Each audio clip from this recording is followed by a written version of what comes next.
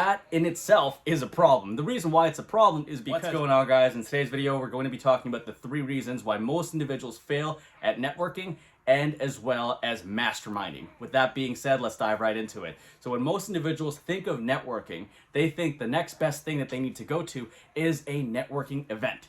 Now, although this is a good strategy to a certain degree, the problem with most networking events is you're filled with entry-level individuals. So if you're an entry-level individual going to an entry-level networking event, guess the type of information that you'll be getting. Entry-level information. If you're looking to advance in your career, the best thing you need to do just by nature is to look for someone that is doing more than you, right? So why would you go to an event that's an entry-level event if you're an entry-level employee or you're an entry-level entrepreneur? You should be looking at is not an entry-level event, but rather an advanced event, so you can speak with different individuals who have done the things that you want to do or are currently doing the things that you want to do, and then you feed off that information. That being said, the second reason why most people fail at networking and masterminding is because they go to these events only thinking about themselves. They want to talk to everyone about themselves.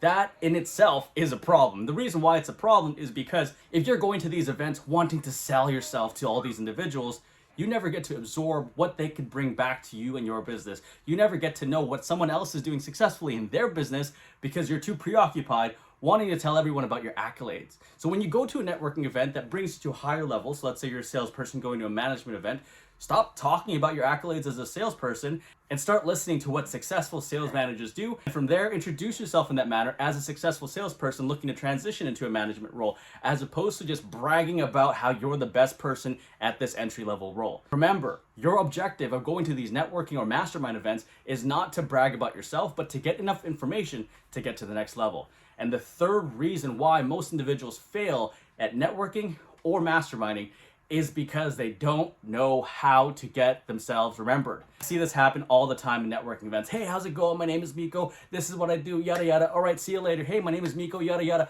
And they never get past just introducing themselves.